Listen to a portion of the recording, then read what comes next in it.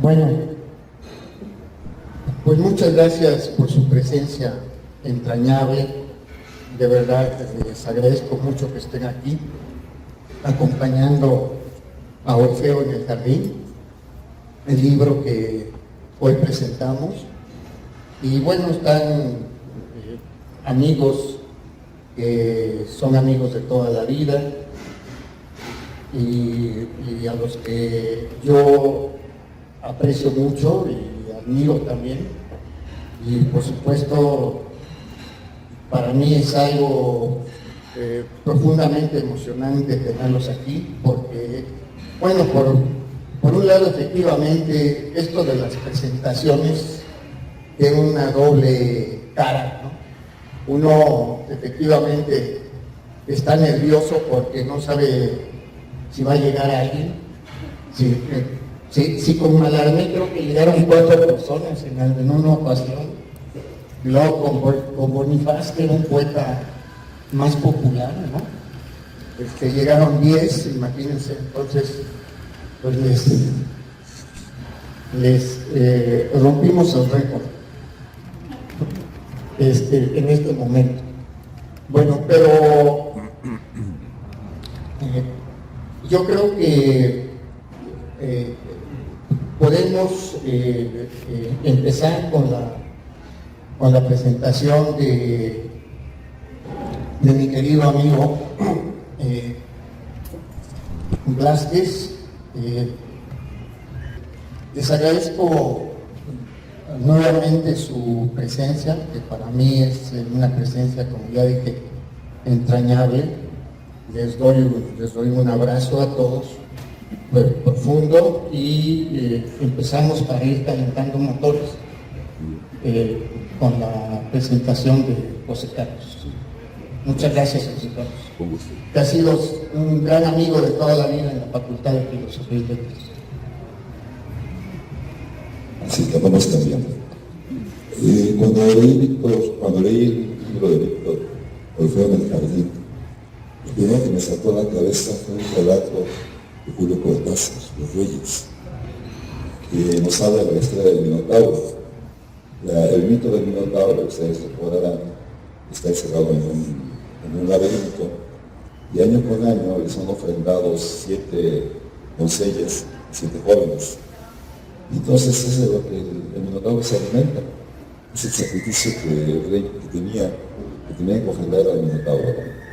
Pero cuando leí Los Reyes, Julio Cortázar, le dio la vuelta a la historia. En realidad el Minotauro no era un animal, era mitad hombre y mitad toro, pero no era el animal salvaje que habíamos imaginado o que conocíamos a través de la historia. Era todo lo contrario. El Minotauro era un ser sensible que tenía además un jardín donde cultivaban las artes, y los jóvenes y las doncellas que llegaban vivían ahí apaciblemente. Y esa fue la primera imagen que me vino a la mente cuando leí Orfeo en el Jardín. Me cuesta trabajo improvisar, entonces prefiero navegar un poco por las líneas escritas. Y escribí esto para tratar de presentar el libro. Se titula Orfeo en el Jardín, hablar de poesía. José Emilio Pacheco se refería a la poesía como una actividad cultivada por una minoría, y no le faltaba razón. Los libros de poesía abandonan con una lentitud pasmosa los estantes. Esperan pacientes la llegada del lector al cual están destinados. Pocos son los que se aventuran en estos textos en donde los sentimientos y no la razón parecieran campear. Nada, sin embargo, más engañoso. Detrás de los versos hay un trabajo en el cual se conjugan las experiencias vitales, los sentimientos, el contradictorio aprendizaje de la vida misma y un trabajo de artesano con el lenguaje.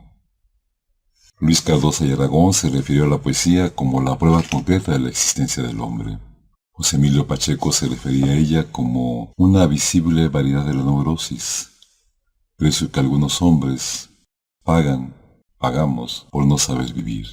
María Zambrano se refiere a la decisión que el hombre enfrenta desde tiempo atrás entre el pensamiento y la poesía, vale decir, entre el filósofo y el poeta. Ella nos recuerda que al hombre no se le encuentra en su totalidad en la poesía. Allí es un querer ser, una posibilidad, lo que no ocurre en ese milagro de las palabras que llamamos poesía.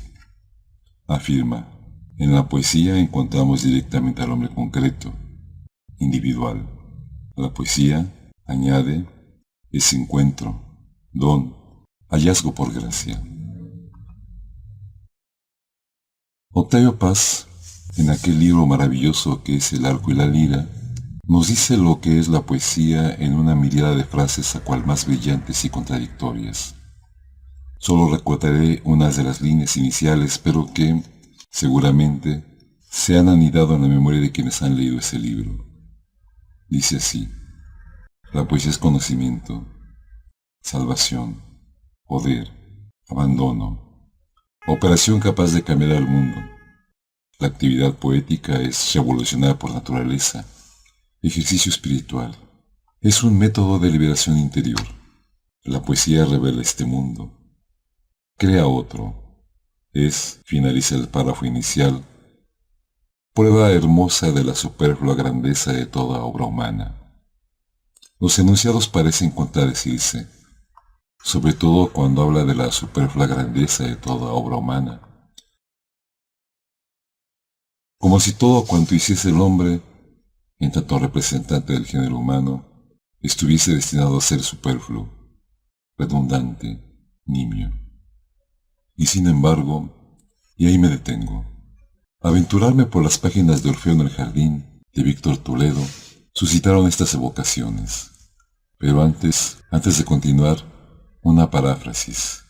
Jaime Sabines, en su poema La Luna, escribe que para cuando nos sintamos atribulados, la luna se puede tomar a cucharadas. Algo similar podría decirse de la obra de Víctor Toledo. No es necesario apurar su libro de poemas en una sola sentada. Es un libro engañoso. En su pequeñez hay una enorme profundidad de pensamiento, de imágenes poéticas que trastocan nuestro conocimiento del mito de Orfeo y Eurídice y le dan otra dimensión, la revolucionan, si por revolucionar entendemos un cambio radical. Por ello, es recomendable leerlo a sorbos.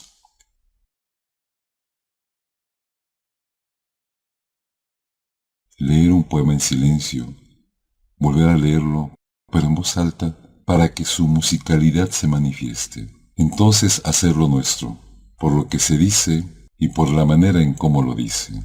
Como se sabe, Orfeo y Eurídice pertenecen a la mitología griega. Orfeo es hijo de Apolo y Calíope. Es un semidios que se caracteriza por su talento musical, que no es decir poco. Lo podemos imaginar pulsando con sus dedos las cuerdas de su lira de 7 cuerdas e invadiendo la nada, el espacio vacío, con esos sonidos que son capaces de desconcertarnos y, al tiempo, enamorarnos. Algo en nuestro interior suele ponerse en armonía cuando la música nos conmueve. Eurídice es una ninfa, una deidad que habita en la naturaleza, entre ríos, manantiales, bosques, selvas. Se conocen, enamoran, la música y la poesía hacen esos milagros y casan. Pero la dicha, como la fortuna, es inconstante. Una serpiente muerde a Eurídice en el talón y deposita en ellas la semilla de la muerte. Orfeo pierde por vez primera a su amada, quien va al reino de Hades. En la siguiente escena, si la imaginamos de esta manera, Orfeo desciende al inframundo en busca de ella. Convence a Hades, quien allí reina, para que le devuelva a Eurídice. Hades condiciona la salida. Ella le seguirá, pero Orfeo debe confiar en que así es. La tragedia sucede cuando, a punto de salir del inframundo guiado por Hermes, y antes de que la luz bañe a Eurídice, Orfeo vuelve el rostro para tener la certeza de que ella le sigue. Se consuma así la tragedia. Eurídice vuelve al reino de Hades y Orfeo la pierde por segunda vez. Esto ocurre en las versiones de Ovidio y de Virgilio. Una lectura superficial del mito de Orfeo y Eurídice apunta a que el amor trasciende las fronteras de la muerte. Es el amor eterno. Otra lectura nos refiere el drama como una metáfora de la pérdida y el duelo y de la imposibilidad de recuperar lo que se ha perdido. Y ahí lo que parece el fin de la historia y la persistencia del mito. Contra ello, el poeta Víctor Toledo se revela y nos revela otra posibilidad. La historia puede contarse de otra manera. El mito no es definitivo. Sé que el poeta, y es el momento más esperado, debe leer algunos de sus versos para que la presentación de su libro sea completa, pero no me resisto a citar algunos de ellos. En el inicial, de Orfeo a Eurídice, el músico le dice a su amada: si escuchas lo que dicen los romanos de lengua viperina, que no pude sustraerte del Hades a la luz, no hagas caso. Son poetas menores a mi comparación. El tal Ovidio y Virgilio, que de virgen nada tiene, trabajaban para el sistema, para su emperador, y así les fue. Ellos sí fueron a dar al inframundo. Para, versos más adelante, Orfeo, el poeta, definirse a sí mismo. Yo soy el poeta de poetas, el que cura con la luz. Ese es mi nombre. Triunfé sobre la muerte. Mi poesía es la magia más completa, la más cíclica y más alta. Mueve los ríos, los astros y las estaciones, y el amor de nosotros. El triunfo sobre la muerte, la recuperación de Eurídice hace que Orfeo, el poeta, nos lleve por los diferentes senderos de su jardín, senderos construidos con palabras que lo mismo evocan el sueño, el verano, el estío, el paraíso, que también se encuentra paradójicamente en el Hades en el que vive. Dice el poeta: vivo en el paraíso, he llegado a descifrarlo, tengo esa misión desde las palabras hasta las formas que toman en la naturaleza, y desde esta volviéndose palabras, otros seres. Vivo en el paraíso, habito el vuelo del ser, he llegado a unir a todos sus lenguajes, todas las lenguas del misterio, del amor, la sinfonía del universo. En otro de los poemas, titulado El canto de Orfeo, el poeta afirma: la razón separada del alma se volverá a encontrar con ella. Después de siglos, Orfeo y Eurídice se volverán a unir, a reunir en la luz. Regresar del viaje al inframundo, del oscuro Hades.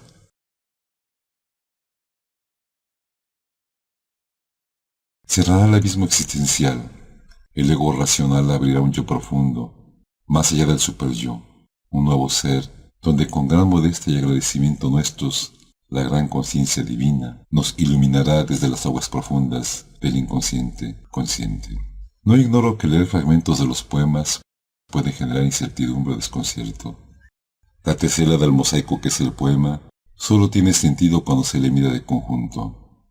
No obstante, lo que anima a este lector es el deseo de compartir lo que una subjetividad puede decir de las palabras anidadas en las páginas del libro. Las imágenes, unas veces indignadas, otras irónicas, amorosas o esperanzadas, que se despiertan en el milagro de la lectura, en la recreación, reelaboración del mito.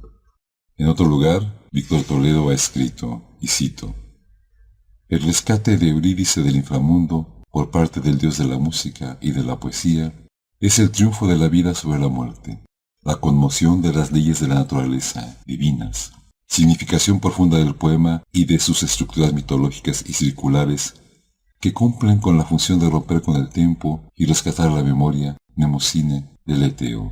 Fin de la cita. El Eteo, ese río que conduce al Hades y que es el olvido. Lo que el libro de Víctor Toledo nos ofrece es un paseo por un jardín milagroso en donde magia, mito y poesía conviven armoniosamente en un renacer del universo. Orfeo en el jardín tiene un libro hermano digital, El que cura con la luz, entre vistas de poética, libro editado por la Facultad de Filosofía y Letras de la Benemérita Universidad Autónoma de Puebla. Lo que aquí nos revela en verso, allá lo amplía en prosa, nos cuenta, de alguna manera, cómo se fue gestando la obra, los ríos profundos de donde se nutre. Sigo a Víctor Toledo desde hace varios años y siempre me ha deslumbrado. Desde El águila en las venas, Neruda en México, México en Neruda, pasando por Habla o Nada de 2002. También por ese libro colectivo que es El retorno órfico, aportaciones al análisis métrico musical 2008. Permutaciones de 2015, así como Sonido de Gardenias de 2023. Con Orfeo en el jardín, Víctor Toledo se recrea a sí mismo. El suyo es un jardín de palabras en el que el ser y las cosas cobran un nuevo sentido. Víctor Toledo, con este libro, ha lanzado una botella al mar y estoy seguro de que no pocos de los aquí presentes son sus destinatarios. Muchas gracias.